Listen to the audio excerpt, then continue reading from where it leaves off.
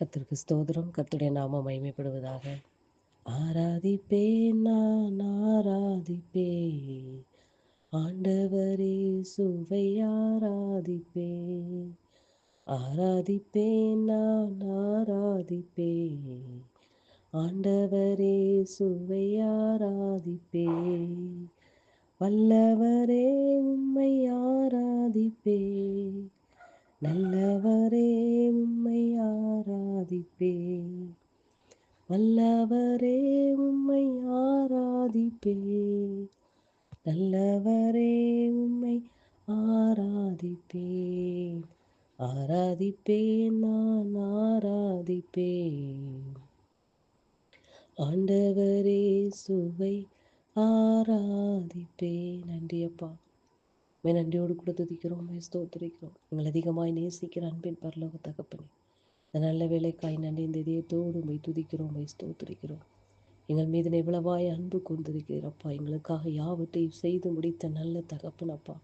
உம்மை மாத்திரம் நாங்கள் ஆராதிக்கிறோம். ஆராதனைக்கு பாத்திர நீர் ஒருவர் மாத்திரமே அப்பா.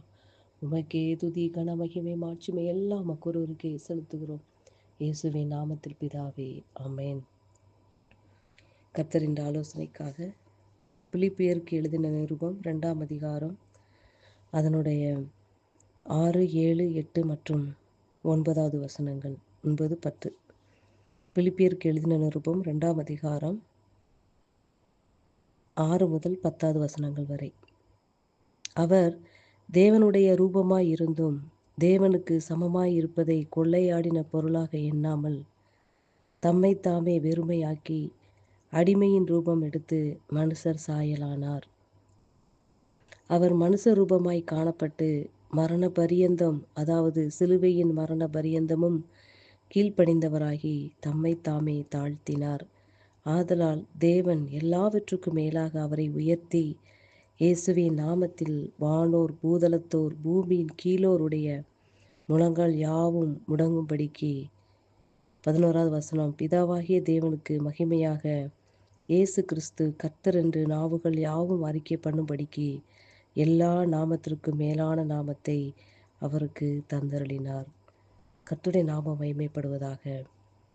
பிதாவாகிய தேவனுக்கு அவருடைய ரூபமாய் இருந்தும் இயேசு கிறிஸ்து என்ன சொல்லவில்லை என்றால், தன்னுடைய குமாரன், பிதாவாகிய தேவனுக்கு குமாரன் இயேசு கிறிஸ்து அவரை போல இருக்கிற ரூபமாய் இருந்தும் தேவனுக்கு சமமாய் இருப்பதை கொள்ளையாடின பொருளாக எண்ணாமல், அதாவது நான் அவரை போல இருக்கிறேன் சொல்லி தம்மை தாமே வெறுமையாக்கி அடிமையின் ரூபம் எடுத்து, அவர் எந்த ஒரு அதிகாரத்தையும் பிதாவாகிய பிதாவாகிய தேவனுக்கு நான் குமாரன் என்று அவர் எந்த இடத்திலும் அவர் அதிகாரம் கொள்ளாமல் தம்மை தாமே வெறுமையாக்கி அடிமையின் ரூபம் எடுத்து மனுஷர் சாயலானார் என்று வேதம் சொல்லுகிறது. அன்பு பிள்ளைகளே, இந்த இடத்தில் தேவனுடைய நாம் சிலுவையை பற்றிய உபதேசத்தை நாம் பார்க்கிறோம். சிலுவையில் அவர் படுகிற பாடுகளை நினைத்து அவர் நமக்காய் செய்த தியாகத்தை நாம் நினைவு கூறுகிறோம். அன்பு பிள்ளைகளே, அந்த சிலுவையின் தியாகத்தை விட அவருடைய தியாகம் முதலில் எங்கு ஆரம்பிக்கப்பட்டது என்றால், தேவனுடைய ரூபமாயிருந்தும் தேவனுக்கு சமமாயிருப்பதை, அதாவது தன்னுடைய பிதாவாகிய தேவன் அவரை போல நான் இருக்கிறேன், அவரை போல நான் எண்ணாமல் என்னை முழுவதுமாய் நான் வெறுமையாக்கி, அந்த இடத்துல அவருடைய தியாகம் அங்கதான் ஆரம்பிக்கிறது. அன்பு பிள்ளைகளே, தம்மை தாமே வெறுமையாக்கி அடிமையின் ரூபம் எடுத்து, இதெல்லாம் எதற்காக செய்தார்? தன்னைத்தானே எதுக்கு வெறுமையாக்கணும்? அவ்வளவு உன்னதமான தேவன் அவர் எப்படி இப்படி அடிமையின் ரூபம் எடுக்க வேண்டும்? தம்மை தாமே வெறுமையாக்கி, வெறுமை என்றால் எதுவுமே இல்லை, அதிகாரமோ மகிமை எந்த ஒரு கனத்துக்குரிய எந்த ஒரு இது இல்லாமல் தன்னைத்தானே வெறுமையாக்கி அடிமையின் ரூபம் எடுத்து, இந்த அடிமையின் ரூபம் எதற்காக எடுத்தார்? எடுத்து யாரை போல அவர் ஆனார் என்றால் மனுஷர் சாயலானார். அன்பு பிள்ளைகளை, என்னை அவருடைய சாயலாய் உருவாக்கினவர், என் மீது எவ்வளவாய் அவர் அன்பு கூர்ந்தபடியினாலே அவரை போல என்னை உருவாக்கியிருக்கிறார். அவர் பரலோகத்தின் பிதாவாகிய தேவனுடைய குமாரனாய் இருந்தும் என்னுடைய சாயலாக அவர் தன்னைத்தானே வெறுமையாக்கி அந்த கணத்துக்குரிய தெய்வம் அடிமையின் ரூபம் எடுத்து மனுஷ ரூபமாய் காணப்பட்டு மரண பரியந்தம் சிலுவையின் மரண பரியந்தம் கீழ்ப்படிந்தவராகி தம்மை தாமே தாழ்த்தினார். அவ்வளவு உயர்ந்தவர், உன்னதமான தேவனுடைய குமாரன், இவ்வளவு உயரமான உன்னதமான குமாரன் தன்னை தானே தாழ்த்தினார் என்று இதைவிட அவருடைய தியாகத்தை நாம் என்ன சொல்ல முடியும் அன்பு பிள்ளைகளே? ஆதலால் தேவன் எல்லாவற்றுக்கும் மேலாக அவரை உயர்த்தி பிதாவானவர் பார்க்கிறார். என்னுடைய குமாரன் தன்னை தானே தாழ்த்தி அடிமையின் ரூபம் எடுத்து மரண பரியந்தம் எனக்கு கீழ்ப்படிந்து இருந்தபடினாலே அவருடைய நாமத்தை பூமியின் கீழாறு முழங்கால் யாவும் முடங்கும்படிக்காக தேவன் என்ன செய்தார் என்றால், அவருடைய நாமத்தை உலகத்தில் உள்ள நாமத்தை காட்டிலும் மேலான நாமத்தை அவருக்கு தந்தருளினார். அன்பு பிள்ளைகளே, இதெல்லாம் எதற்காக செய்தார்? இதெல்லாம் எதற்காக அவர் பண்ணணும்? இதெல்லாம் எதற்காக அவர் வெறுமையாக்கினார்? எதற்கு அடிமையின் ரூபம் எடுத்தார்? எதற்கு அவர் கடைசி வரை கீழ்ப்படிந்தவராய் இருந்து எனக்காய் சிலுவையில் அறையப்பட்டு தன்னுடைய ஜீவனையே கொடுத்து இன்றும் எனக்காய் அவர் மீண்டும் வரப்போகிறார். அன்பு பிள்ளைகளை, எதற்காக? இதெல்லாம் அவர் சாயலாய் படைத்த மனிதனுக்காக அவர் எவ்வளவாய் அன்பு கூர்ந்தார். நம் சிலுவையை பாடைய பார்த்து அதுவே நம்ம பெரிய தியாகம். அதுவே நம்மளால பொறுத்து கொள்ள முடியவில்லை. அதை நினைக்கும் போதெல்லாம் கண்கள் கலங்கி கண்ணீர் தார தாரையாய் ஓடுகிறது.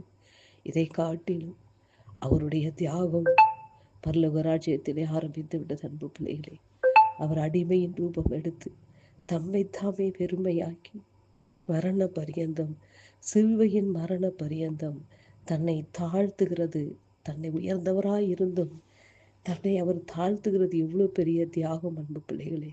இதை விட தியாகம், நமக்காய் அவர்களுடைய செய்கிற தியாகம், இதை விட வேற என்ன வேண்டும் அன்பு பிள்ளைகளே? இந்த உலகத்திலே கர்த்தர் நமக்கு எல்லாவற்றையும் செய்து முடித்திருக்கிறார். அன்பு பிள்ளைகளே, நமக்கு செய்த நன்மை என்னவென்றால் நம்மளை ரட்சித்தது, நம்மளை அவருடைய கண்கள் கண்டது, அவருடைய ரட்சிப்பை நமக்கு அருளியது, அவரே உண்மையான தேவன் என்பதை நம் கண்கள் காண நம்மளை ரட்சித்தது. இதை விட மிகவும் மகிமையான காரியம் என்ன இருக்க முடியும் அன்பு பிள்ளைகளே? இந்த இடத்தில் கர்த்தர் நமக்கு செய்த நன்மைகளுக்காக நாம் அவரை துதிக்கணும், அவருக்கு நாம் நன்றி செலுத்தணும்.